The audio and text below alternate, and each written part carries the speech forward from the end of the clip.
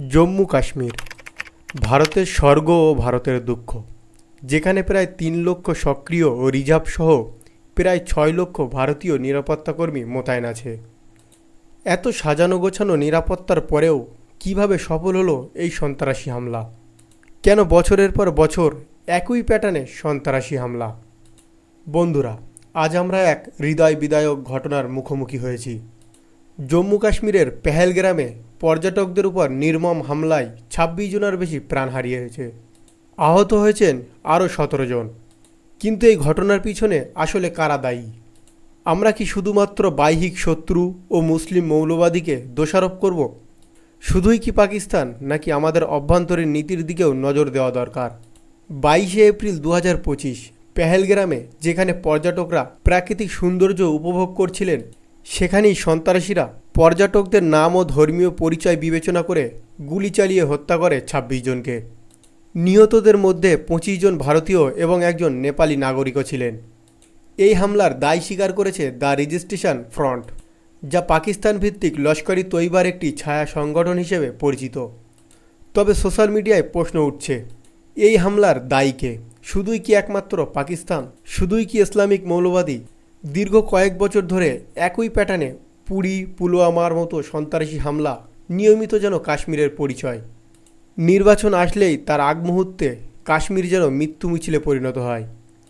কাশ্মীর, যেখানে কিছুদিন আগে টিভি খুললে আমরা জানতাম সরকারের নীতিমালার গুণগান, সকলের নিরাপত্তা ও সন্ত্রাসী মুক্তির গুণগান। এর পরেও কীভাবে এই হামলা সম্ভব হলো? তাহলে কি সরকার এখনও কাশ্মীরকে সন্ত্রাসী মুক্ত করতে পারেনি? ভারতীয় সেনাবাহিনীর মতে জম্মু কাশ্মীরে বর্তমানে প্রায় ২.৫ থেকে ৩ লক্ষ সক্রিয় সেনা মোতায়েন রয়েছে। জম্মু কাশ্মীরে অন্যান্য রাজ্যের তুলনায় সর্বোচ্চ সংখ্যক সিআইএসএফ, বিএসএফ, সিআরপিএফ ও আইটিবিপি মোতায়েন আছে। শুধু সিআরপিএফেরই আনুমানিক ৭০,০০০ সদস্য কাশ্মীর উপত্যকায় মোতায়েন আছে, যেখানে বিএসএফ সীমান্ত রক্ষায় নিয়োজিত প্রায় ২০,০০০ সদস্য নিয়ে এলওসি বরাবর দাঁড়িয়ে আছে, যেখানে রয়েছে সেনাবাহিনীর নজরদারি ড্রোন, সেন্সার, সব কিছুই। এমনকি পাক অধিকৃত কাশ্মীর থেকে অনুপ্রবেশ বন্ধে ইলেকট্রনিক ফেন্সিং ও মাইন বসানো আছে। বিশেষ করে শহরগুলিতে রয়েছে রেড চেকপয়েন্ট, ড্রোন নজরদারি, র্যাপিড রেসপন্স টিম। প্রতিনিয়ত স্কুল, হাসপাতাল, মসজিদ ও বাজার এলাকায় সশস্ত্র টহল। ভারতীয় ইন্টেলিজেন্স ব্যুরো, মিলিটারি ইন্টেলিজেন্স প্রতিনিয়ত নজর রাখছে চীন ও পাকিস্তানকে।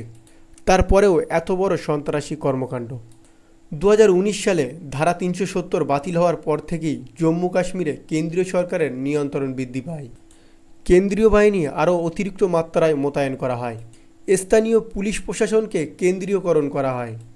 কাশ্মীর, যেখানে সুরক্ষায় সবচাইতে বেশি সেন্সার, রাডার, থার্মেল ইমেজিং ক্যামেরা ব্যবহার করা হচ্ছে, তারপরেও এই জঘন্যতম ঘটনা।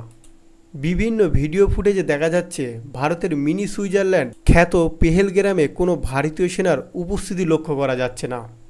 কিন্তু কেন? তাহলে ভারতীয় সেনা এত বিখ্যাত একটা পর্যটক স্থল ছেড়ে কোথায় মোতায়েন করেছে সরকার? এত নিরাপত্তার সত্ত্বেও কিভাবে সন্ত্রাসীরা ভারতে প্রবেশ করলো এবং জঘন্যতম সন্ত্রাসী কর্মকাণ্ড ঘটালো? তাহলে কি ভারতীয় সরকার পর্যটকদের নিরাপত্তা দিতে ব্যর্থ হয়েছে, যার কারণেই ঝরে গেল আজ এতগুলো তরতাজা প্রাণ?